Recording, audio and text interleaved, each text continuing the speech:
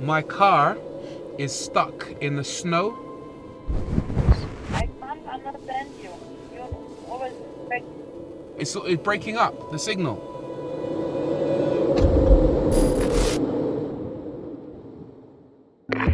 Porsche's Taycan range is expanding rapidly.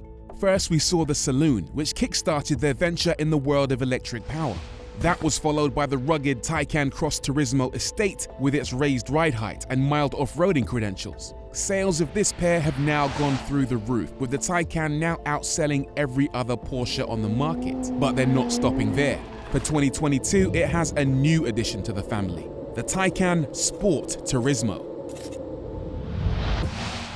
If that sounds confusing, I'm with you 100%, it is, but you can think of it like this. The Sport Turismo is designed for people who enjoy the thrill of the road while carrying their families and their luggage and maybe a dog, fast. And I do mean fast, because this, believe it or not, is the most powerful production estate made by anybody ever. This car uses twin motors to make 762 horsepower. It'll do 0 to 62 in 2.8 seconds and 162 miles an hour flat out. Where the Cross Turismo is good for the rough, this is built for the road. And to test that, we needed to find one of the best. And good news, we found one.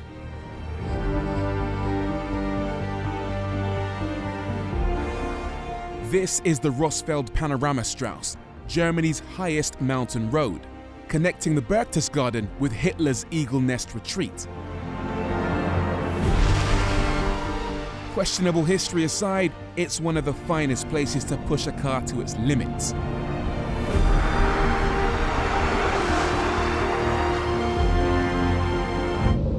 Unfortunately, I forgot to check the weather report and arrived there in the middle of what can only be described as a blizzard.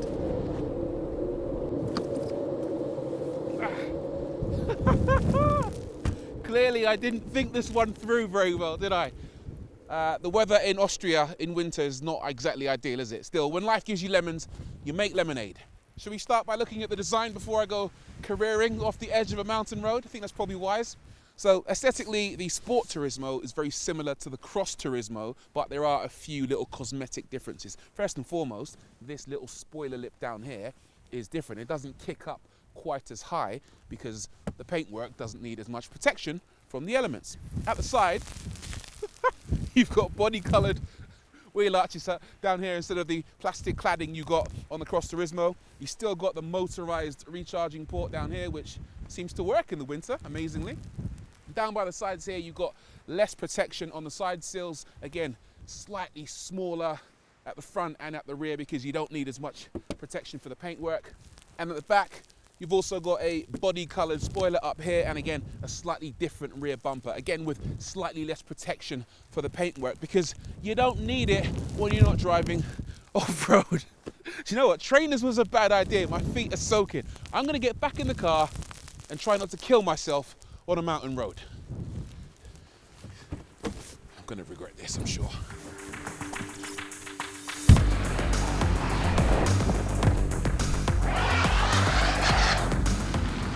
The Rossfeld Panoramastraße is fascinating. Not only is it essentially Hitler's driveway, it was also used in the film The Sound of Music.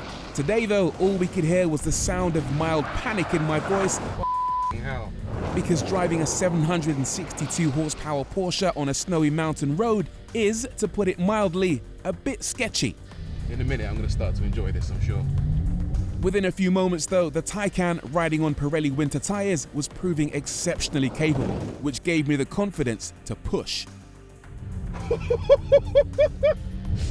Just got to trust the car. Just have to trust the car.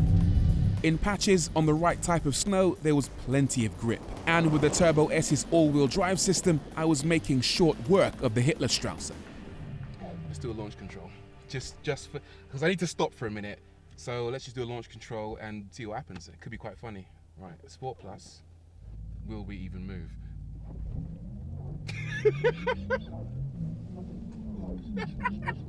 We're doing 27 kilometers per hour. Well, the wheels are.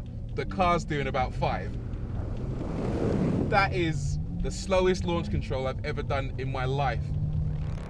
And after a while, we were moving quickly. Snow or no snow, the acceleration in a Taycan is always rapid. In the dry, the acceleration is quick enough to make you swallow your tongue. And out here, even when there's no traction, it is still scarily fast.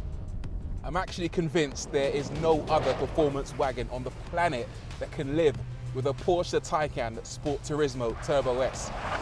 When people think of fast wagons, they normally bring up the usual suspects, the Mercedes E63 S-Wagon, the Audi RS6, but even if you want to involve the more hardcore cars like the Ferrari FF or GTC4 Lusso, trust me, none of those cars can live with this thing. It's wild.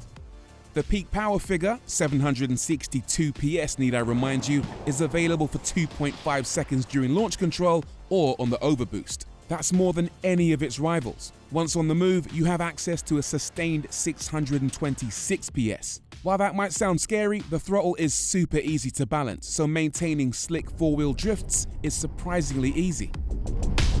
And speaking of all-wheel drive, the traction in this car is epic. Certainly more epic than the traction available for the camera car.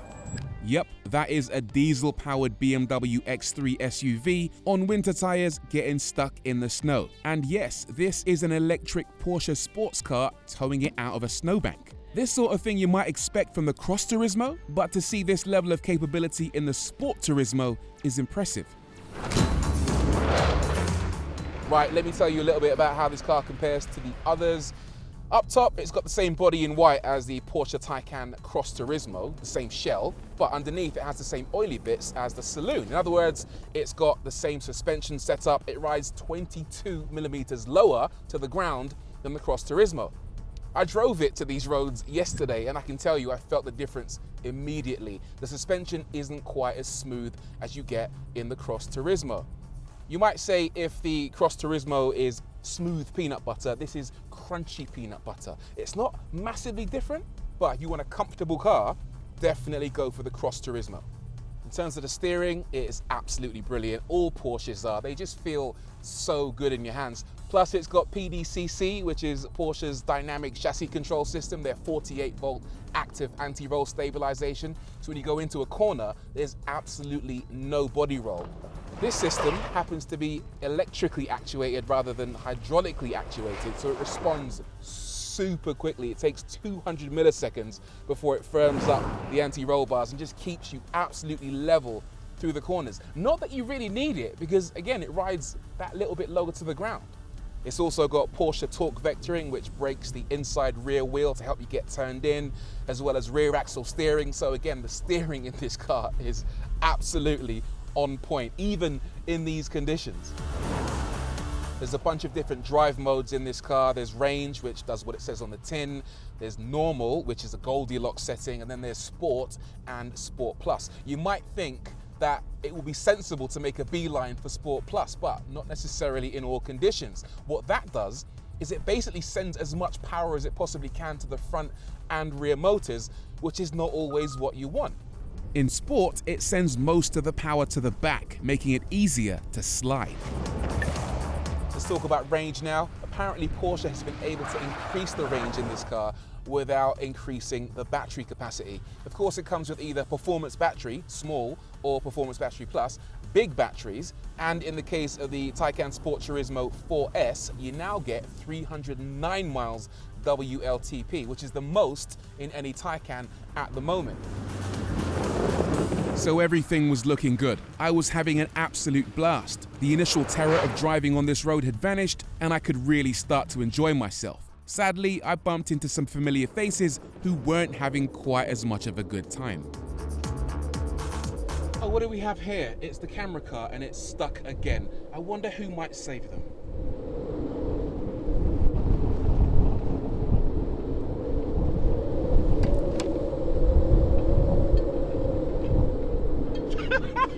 The irony.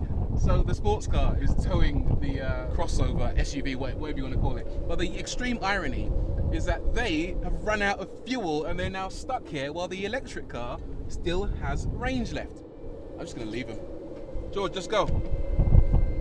I didn't really want to, but the X3 wouldn't go into neutral and couldn't be towed. So I did need to head off to get help before the weather got worse. Sadly, the weather got worse, and I didn't get very far. So, situation update. The camera car is still stuck. I don't know if you can see it, but you can't see it, but it's in that little snowdrift over there. And I decided to leave them to go and get help, obviously. I made it about 15 yards. I am also stuck, and there's literally nothing I can do about it. Tried going forward, tried going backwards, not moving, nothing is happening. The weather is closing in. It's below freezing right now, and everybody has gone. There's literally no one here. This is a closed road. Earlier on, there were snowplows working to keep the road kind of, accessible. The snowplows have gone home. We stayed longer because we wanted to do more filming, which means we're the only people on the Rossfeld Panoramastraße, the highest mountain road in all of Germany. And I honestly don't know what's going to happen next. This is it. This is the situation. I'm actually scared, and I'm still wearing the wrong shoes. The trainers was a bad choice. I should just point out as well, right? We've only been here, 20 minutes. Look how deep the snow is. It's, 7 inches in 20 minutes. Look up here. The snowbank is probably above my head. In a few hours, we could be covered, engulfed, and no one will find us. I'm getting back in the car. Pray for me. Ah!